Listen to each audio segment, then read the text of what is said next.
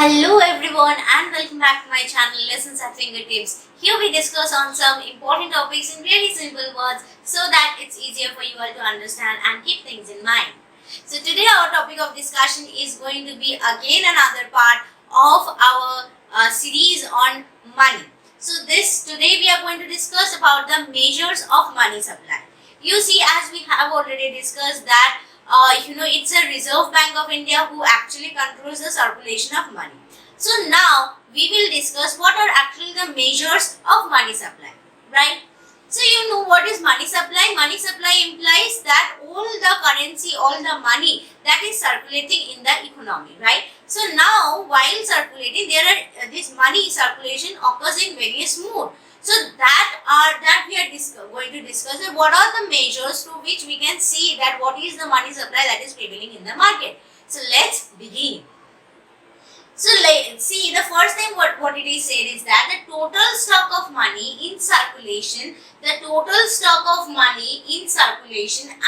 the public at the particular point of time is called money supply. So what is money supply? The total stock of money in circulation, okay, the total stock of money that is in circulation among the public at a particular point of time is called as money supply. Now, this total circulation among the public does not imply only cash in hand, but all the currency, that is the money that is in the banks in the form of saving deposit or in the form of fixed deposit or in the post office or the liquid currency. So everything included is put inside, is calculated into the total money supply that is prevailing in the economy.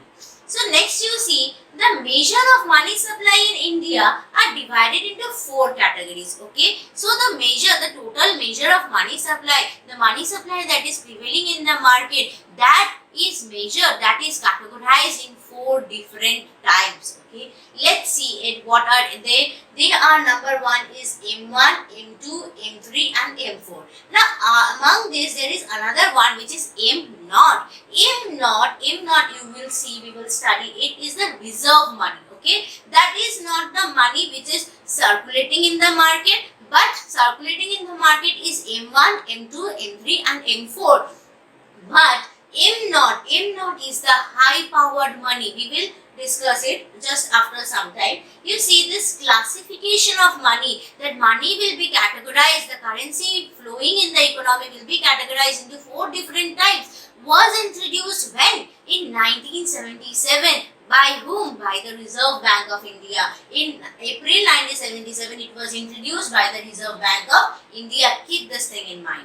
Now you see, M0 is what? M0 is called as the reserve money. That is the high powered money. See, it is also known as the high powered money. And what is M0 actually? It is currency in circulation plus the bankers deposit with the RBI. You must know that we approach to the commercial banks, right? Now commercial banks will also need money, isn't it? Like if we need money, we take the loan from commercial bank, isn't it? Now commercial bank also needs money. So whom will they approach? They approaches to the RBI. Now for this, the commercial bank, all the commercial banks needs to keep a reserve to the the Reserve Bank of India.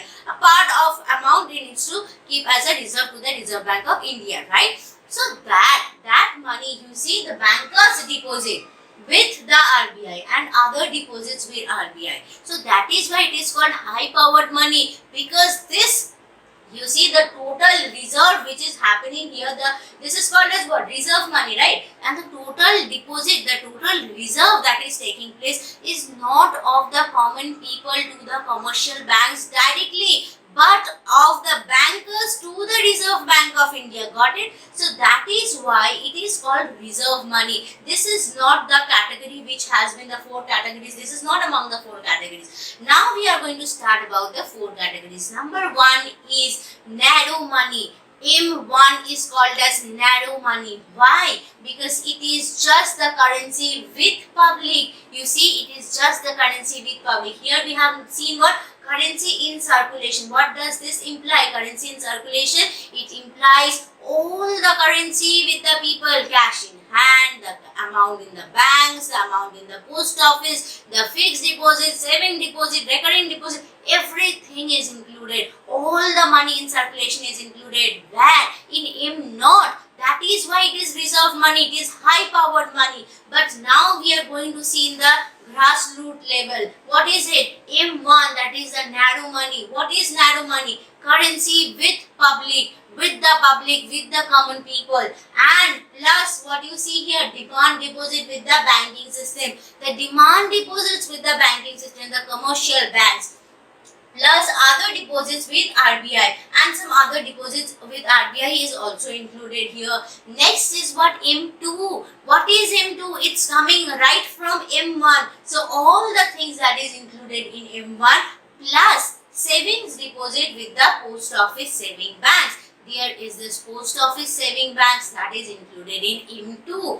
What is M3? M3 is also called as broad money. M3 is also called as broad money. Remember this other names, okay? Like M0 is reserve money. M1 is what? Narrow money. M3 is what? Broad money. So what is broad money? Broad money is basically M1 coming from narrow money itself plus time deposits with the banking system. What is time deposits? The fixed deposit after a certain period of time when the amount will get matured. Before that, it's a locking period. You cannot take out the money, right? If you take it out, then you will not get the interest. Simple.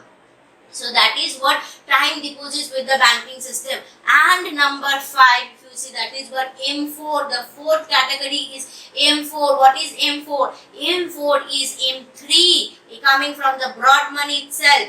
M3 plus all deposits with the post office saving banks, all deposits with the post office saving banks is M4. So now if you see, a very simple thing is that, move on to here, we will study the liquidity of these measure of money supply. What does imply liquidity of these measures of money supply? It implies that which measure of money supply can be easily converted into cash, right? The more easily it can be converted into cash, the more liquid we can say the money supply is, okay? So if you see that is M1 is very easy to convert into cash, isn't it? But if you go to M2, you will have to convert M1 plus the savings deposit with the post office. If you go to M3, you will have to convert M1 and then the time deposit. And if you go to M4, you will have to convert M3, which implies what? M1, M2, M3 all together, right? Plus the saving deposit with the post office. So it's very easy to identify that M1 is the most liquid form of money supply and M4 is the most difficult one, right? Is the least liquid. So you see how fast an instrument can be converted into cash is called as the liquidity measure of this money supply. The first one, if you see, M1 is the most liquid, then comes to M2, M3 and M4 is the least liquid form of measure. Got it? Now we will discuss in brief a very important concept which is called money multiplier. You must be knowing that we have discussed earlier, if you are depositing rupees $100 to the bank, suppose $1,000 to the bank. What does that imply? Bank will have a reserve ratio, isn't it? So bank suppose is having a 10% reserve ratio. Let me take it 100 only, 10% reserve ratio, right? So what happens is that bank will, the deposit that you gave of 100, what will bank do? Bank will use that deposit to provide what? Loans. And how much it will use? Bank will keep 10% means $10 it will keep it itself and $90 it will give for loan. Again this $90 will be deposited to some other bank and they will also have a reserve ratio, again suppose 10%. So that bank will keep a reserve of rupees 9 and forward rupees $81 to some other bank, and this way it will keep on continuing. So what is happening? Bank is creating money from like what? From this $100. That is called money multiplier. It implies the relationship between monetary base and money supply. This is the monetary base. And what is the money supply happening like this continuing, and it will keep on continuing, right? From 81, then again 10% will be deducted, that is 8.1 will be deducted. So what will you have? 71.9 will be again forwarded. Then like this it will keep on going, right? So this is what credit creation, this is how credit creation happens. We will discuss in another video what is credit creation if you want. Okay, and then you see this relationship between monetary base and the money supply in an economy is that is the amount of money that bank generates. What is money multiplier? The amount of money that bank generates with each unit of money. You see, with this 100 unit of money, how much bank is generating? Bank is generating $90, then $81, then $71.9, and this way it will keep on continuing, isn't it? So this is what is happening with $100. Bank is creating so much of money. That is money multiplier. And how will you understand that? The formula is 1 by reserve ratio is the calculation of money multiplier. So I hope you guys have understood this video. Please do hit a like and subscribe to my channel. Guys, share with your friends. I am going to come up with new topics and more important topics. Please do write in the comment section below which topics do you want me to discuss. I will make sure I come up with those topics. Thank you. Bye-bye.